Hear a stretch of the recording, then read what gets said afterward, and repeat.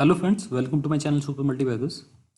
दोस्तों, रिलायंस जियो के अंदर एक और बड़ी न्यूज़ आते हुए बहुत सारी न्यूज़ ऑलरेडी आ चुकी हैं। पिछले एक महीने के अंदर बहुत पैसा इस कंपनी के अंदर आया है। बहुत सारे अनाउंसमेंट हुए हैं अलग अलग कंपनी से, इंडिया के बाहर से। बहुत सारे प्राइवेट इक्विटी प्लेयर्स ने इस कंपनी के अंदर एंट्री की है। इसके अलावा बड़ी कंपनीज जैसे कि फेसबुक, उसने एंट्री की है। अभी जो इस कंपनी में जो इन्फॉर्मेशन आ रही है वो इसी तरीके की इन्फॉर्मेशन है, काफ़ी बड़ी इन्फॉर्मेशन है। ये कोई प्राइवेट इक्विटी फर्म नहीं है जो इस कंपनी के अंदर इन्वेस्ट करने जा रही है।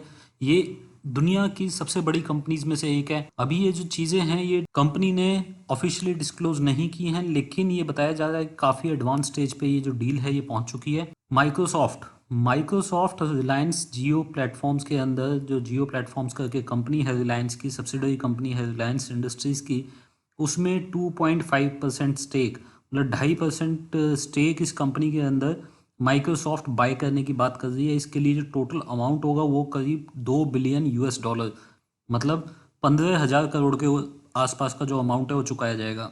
जो वैल्यूएशन है यहाँ पे रिलायंस जियो की जा रही है वो बिल्कुल ऐसी की जा रही है जैसे बाकी कंपनीज ने की है। आपने देखा होगा कि सारी कंपनीज ने रिलायंस जियो की जो वैल्यूएशन की है वो करीब 5 लाख करोड़ के आसपास की है। यहाँ पे भी उसी तरीके की वैल्यूएशन माइक्रोसॉफ्ट ने इस कंपनी के लिए की है, और शायद बहुत जल्दी इस कंपनी का इन्वेस्टमेंट रिलायंस जियो के लिए अनाउंस हो जाएगा। जो टोटल इन्वेस्टमेंट रहेगा $2 बिलियन के आसपास रहेगा। देखिए, इससे पहले रिलायंस जियो प्लेटफॉर्म में आप देखें तो बहुत सारी कंपनी जैसे कि Facebook, silver lake, Vista, generic Atlantic और केकेआर जो कि प्राइवेट इक्विटी प्लेयर्स हैं। इसके अलावा फेसबुक की तो सबसे बड़ी हिस्सेदारी इस कंपनी के अंदर करीब 10% की हिस्सेदारी फेसबुक ने खरीदी। इसके बाद सिल्वर लेक ने करीब 1.15% की हिस्सेदारी इस कंपनी में खरीदी। विस्टा ने 2.32, जनरल अटलांटिक ने 1.34, केकेआर ने करीब 2.32, जो कि लास्ट वीक ही अनाउंस हुई है।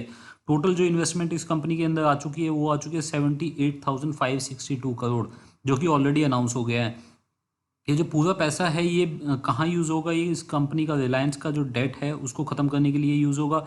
साथ ही रिलायंस जियो के लिए जो एक डेटा सेंटर ये लोग बनाने जा रहे हैं, पूरा डेटा नेटवर्क चेन ये बनाने जा रहे हैं, उसके लिए ये जो पैसा है ये खर्च होगा। तो मतलब जो रिलायंस का डेट है उसको ख़त्म करने के साथ साथ ये पैसा बिजनेस में भी यूज़ होगा, तो ये अच्छी चीज़। देखिए, रिलायंस जियो की अगर हम बात करें तो ऑलरेडी माइक्रोसॉफ्ट के साथ इन्होंने पार्टनरशिप की है।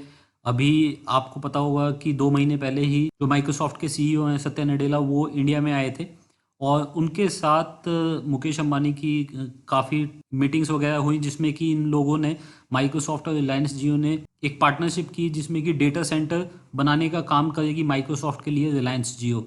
ये जो काम है ये बहुत बड़ा एक बिजनेस देता है रिलायंस जियो को। मतलब ये डील वगैरह अगर आप हटा दो तो ऑपरेशनल बिजनेस भी माइक्रोसॉफ्ट की तरफ से इस कंपनी के लिए आता हुआ, इतना सारा पैसा आने के बाद देखिए जो रिलायंस है वो डेट फ्री हो जाएगी। और इसके अलावा एक और बड़ी न्यूज़, जो यूएई की आबू धाबी स्टेट फंड है, जो कि मतलब इंडिया की ज़्यादातर कंपनीज में बहुत बड़ी इन्वेस्टमेंट रहती है, वहाँ से भी बड़ा इन्वेस्टमेंट जियो प्लेटफॉर्म के अंदर आ सकता है। उसके लिए भी बातें चल रही हैं।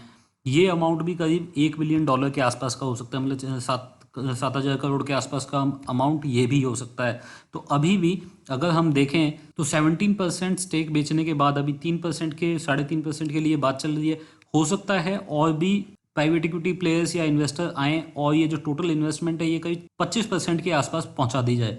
मतलब 25% हो सकता है जो रिलायंस जियो है उसकी होल्डिंग फॉरेन हाथों में चली जाए, बाहर की कंपनीज के पास चली जाए। लेकिन इससे फ़ायदा क्या होगा? बहुत बड़ा एक कैश बेस, मतलब बहुत पैसा इस कंपनी के पास आएगा। कैश रिच कंपनी तो ये वैसी ही है, हमेशा से स्टार्टिंग से इस कंपनी ने प्रॉफिट ही किया है। लेकिन अगर इस कंपनी के पास इतना कैश आएगा तो इसके बिजनेस के लिए काफ़ी अच्छा होगा। कुछ भी जो भी ये चाहे डिजिटल सेगमेंट में वो कर पाएंगे, और जो कंपटीशन है उसको किल करने का भी ये कंपनी काम करेगी। एक और न्यूज़ आज आप लोग सुन रहे थे कि जो कि आई थी वोडाफोन की तरफ से।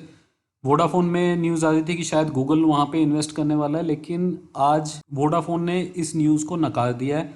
उन्होंने बोला है कि अभी तक इस तरीके का कोई प्रपोजल नहीं आया है। उन्होंने ये नहीं बोला कि ये न्यूज़ गलत है, लेकिन ये बोला है कि कोई प्रपोजल नहीं आया है। अगर कुछ आएगा तो बता दिया जाएगा, मतलब मार्केट में इंफॉर्मेशन दे दी जाएगी, लेकिन फॉर द टाइमिंग कोई ऐसा प्रपोजल गूगल की तरफ से नहीं आया है। तो उसके ऊपर भी आपको नज़र रखनी चाहिए, क्योंकि अगर वो इन्वेस्टमेंट आएगी तो वोडाफोन की जो परेशानियां हैं वो काफ़ी कम होती आपको दिखाई देंगी। देखिए, रिलायंस के पास अगर यहाँ से और 22-23 हज़ार करोड़ रुपए आ जाते हैं तो इस कंपनी के लिए बहुत अच्छा होगा। राइट इशू से ऑलरेडी 53,000 करोड़ के आसपास आ रहे हैं, तो टोटल अमाउंट रिलायंस जियो के अंदर जो इन्वेस्टमेंट का है वो 1 लाख करोड़ के आसपास पहुंच जाएगा। और अगर मैं बात करूं पिछले 1 साल के अंदर जितनी फंडिंग रिलायंस ने ली है वो करीब 2.5 लाख करोड़ के आसपास पहुंच जाएगी, 2.5 लाख करोड़ से भी ज्यादा पहुंच जाएगी। तो दोस्तों रिलायंस के ऊपर आपको हमेशा नजर बनाई रखनी है। बहुत पैसा ये कंपनी अट्रैक्ट कर रही है, बहुत पैसा ये कंपनी बाहर से लेके आ रही है, और ये न्यूज़ मुझे लगा कि आप लोगों के साथ शेयर होनी चाहिए, तो मैंने इसलिए ये वीडियो आपके लिए बनाया है।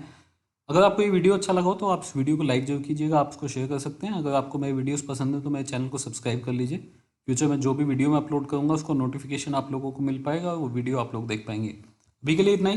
Thank you very much, take care, bye bye.